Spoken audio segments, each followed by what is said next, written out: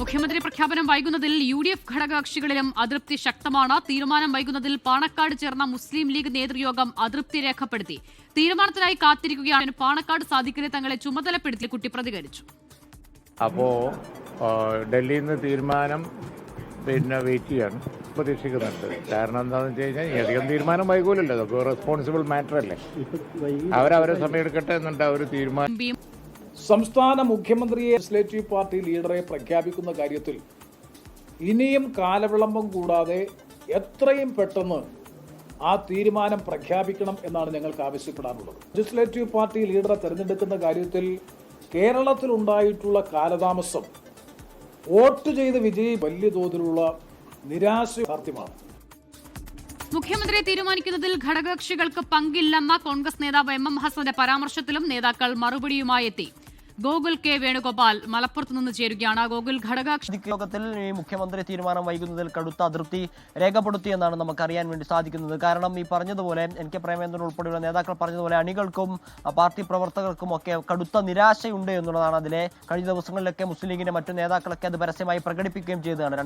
General സെക്രട്ടറിയായുള്ള Hameed master അത് പറഞ്ഞു. ഞങ്ങൾ പോലും പരസ്യമായി ഈ കാര്യം പറയുന്ന ഒരു സാഹചര്യമൊക്കെ ഉണ്ടായിരുന്നു. കാരണം എവിടെ മുഖ്യമന്ത്രി എന്ന ചോദ്യത്തിന് ഉത്തരം നൽകാൻ സാധിക്കാത്തൊരു സാഹചര്യം നേതാക്കൾക്കൊക്കെ ഉണ്ടായി. അതിന്റെ പിന്നാലെയാണ് ഇന്ന് മുസ്ലിം ലീഗിന്റെ നേതൃയോഗം പാണക്കാട് സാദിഖലി തങ്ങളുടെ വസതിയിൽ ചേർന്നത്.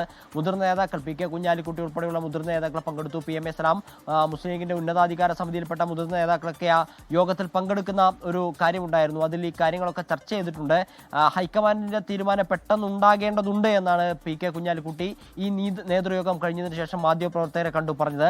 ഹൈക്കമാൻഡിന്റെ തീരുമാനം വന്നതിന് ശേഷം ഈ വിഷയങ്ങളുമായി ബന്ധപ്പെട്ട കാര്യങ്ങളിൽ സാദിഖലി ശിഹാബ് തങ്ങൾ പ്രതികരിക്കും. അതിന് സാദിഖലി ശിഹാബ് കുഞ്ഞാലിക്കുട്ടി പറയുന്നു. അതോടൊപ്പം തന്നെ മുസ്ലിം ലീഗിന്റെ മന്ത്രിമാർ ആരൊക്കെയെന്നതിനെ സംബന്ധിച്ച കാര്യങ്ങളെ തീരുമാനമെടുക്കാനും സാധിക്കുന്ന ഒരു പ്രധാനപ്പെട്ട വിഷയം. ഈ മന്ത്രികളെ തീരുമാനിക്കുക, മന്ത്രിമാർ ആര്, വകുപ്പുകൾ ഏത് എന്നതിനൊക്കെ തീരുമാനിക്കുക, മുഖ്യമന്ത്രി ആര് എന്ന നീണ്ടുപോകുന്ന ഒരു സാഹചര്യം ഉണ്ടാകും. എന്നുണ്ടാകും എന്ന് ചോദിക്കുമ്പോൾ കൃത്യമായ ഒരു ഉത്തരം നൽകാൻ സാധിക്കാത്ത കക്ഷികളുടെ നേതാക്കളും ഒക്കെയായി സംസാരിച്ചു എന്ന് പറയുമ്പോഴും ഒരു ഉത്തരത്തിലേക്ക്, ഒരു നേതാവിലേക്ക്, ഒരു പേരിലേക്ക് എത്താൻ സാധിക്കാത്തത് കടുത്ത അമർഷമാണ് പല നേതാക്കളും ഉണ്ടാക്കുന്നത്. പരസ്യമായി പ്രതികരിക്കുന്നു എന്ന് പറഞ്ഞാൽ മാധ്യമങ്ങൾക്ക് മുന്നിൽ പ്രതികരിക്കുക മാത്രമല്ല, സോഷ്യൽ മീഡിയയിൽ ഉൾപ്പെടെ ഫേസ്ബുക്ക് പോസ്റ്റുകളും ഒക്കെയായി പല ആളുകളും രംഗത്ത് വരുന്ന ഒരു സാഹചര്യങ്ങളൊക്കെ ഉണ്ട്. അതിൻ്റെയൊക്കെ പശ്ചാത്തലത്തിൽ നടത്തിയ നേതൃയോഗത്തിന് ശേഷമാണ് ഈ വിഷയങ്ങളുമായി ബന്ധപ്പെട്ട ഹൈക്കമാൻഡ് തീരുമാനം വന്നതിന് ശേഷമുള്ള പ്രതികരണത്തിന് സാദിഖലി ശിഹാബ് തങ്ങളെ ചുമതലപ്പെടുത്തുകയും അതോടൊപ്പം തന്നെ ഇത് തീരുമാനം വന്നതിന് ശേഷമുള്ള ഒരു പ്രതികരണം ഉണ്ടാവാൻ സാധ്യതയുള്ളതിനെ പറ്റി PK കുഞ്ഞാലിക്കുട്ടി പറയുകയും ചെയ്തിട്ടുണ്ട്. അതിലാണ് ഇത് കോൺഗ്രസ് PK കുഞ്ഞാലിക്കുട്ടി എടുത്തു പറയുന്നുണ്ട്. ഇനിയും കാലതാമസം ഉണ്ടാവാൻ പാടില്ല എന്ന് പറയുന്നത്. 10 ദിവസമാവുകയാണ്. മുന്നണി മര്യാദ പാലിച്ചുകൊണ്ടുള്ള പ്രതികരണമാണ്. പക്ഷേ അതൃപ്തി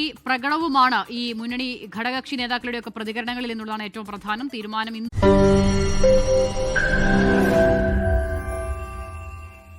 ലോകത്തെവിടെയായാലും ഏത് സമയത്തും 24 വാർത്തകളും ഓഗ്മെന്റഡ് റിയാലിറ്റി പാക്കേജുകളും എക്സ്പ്ലെയിനറുകളും വിശദമായി കാണാൻ ഞങ്ങളുടെ YouTube ചാനൽ നിങ്ങൾക്ക് സബ്സ്ക്രൈബ് ചെയ്യാം.